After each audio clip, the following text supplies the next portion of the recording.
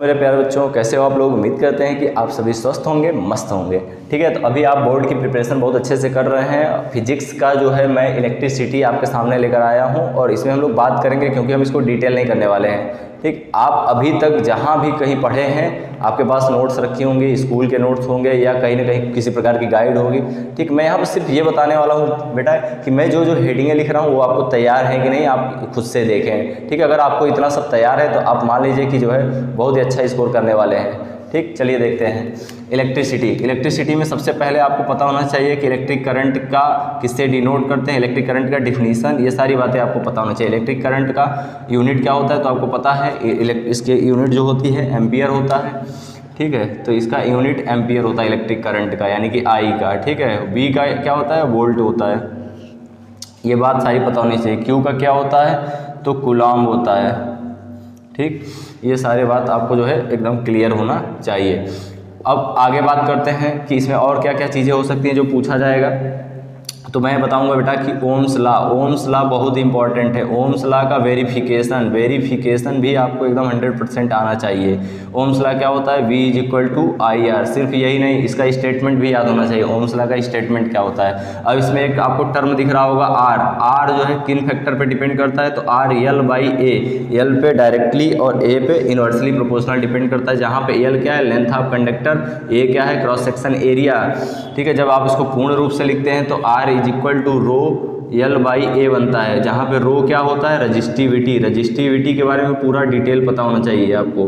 ठीक है, मैं सिर्फ बता रहा हूँ बेटा, अगर आपको नहीं तैयार है तो आप कहीं ना कहीं से इसको तैयार कर लीजिए, क्योंकि मैं पढ़ाऊंगा, वीडियो लंबी हो जाएगी और पूरा का पूरा आपका टाइम बर्बाद होगा। इस वजह से आप खुद सेल्फ पढ़िए। सिर्फ आप ये देखिए हेडिंगें आपको ये आ रही हैं कि नहीं आ रही हैं।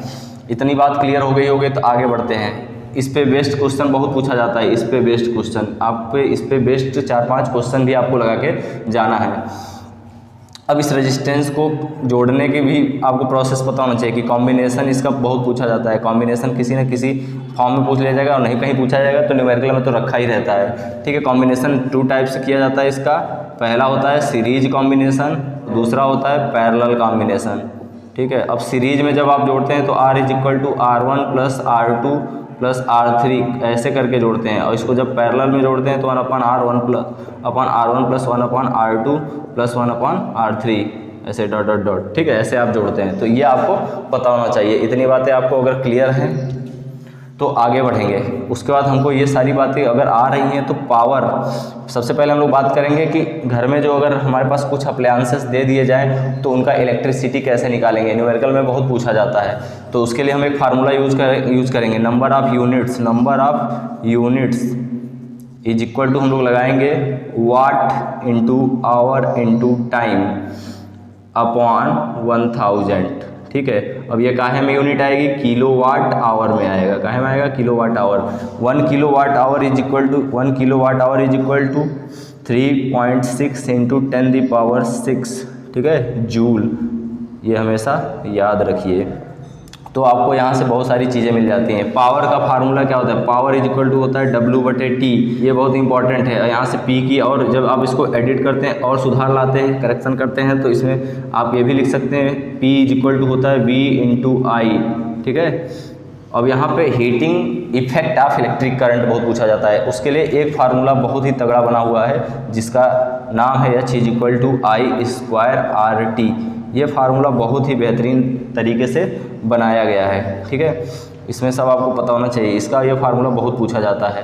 ठीक, तो ये पूरा का पूरा इलेक्ट्रिसिटी में मैंने आपको एक ही वीडियो में पूरा का पूरा बता दिया कि इतना चीज़ अगर आपको तैयार है तो आप अच्छा करने वाले हैं। लेकिन एक चीज़ छूट रहा है प्यारे बच्चों।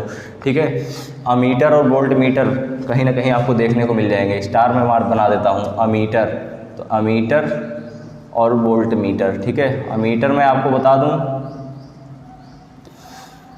अमीटर जो होता है प्यारे बच्चों, ये करंट मेजर करने के लिए यूज में आता है, और इसको रेजिस्टेंस के साथ कैसे लगाया जाता है ये पूछा जाता है, तो आपको बताना है सीरीज में लगाया जाता है। वोल्ट मीटर जो है वोल्टेज को डिटरमाइन करने के काम आता है, और इसको काहे में लगाते हैं, पैरेलल में जोड़ते हैं। ठीक है, रेजिस्टेंस के साथ। ये सारी बातें हो गई।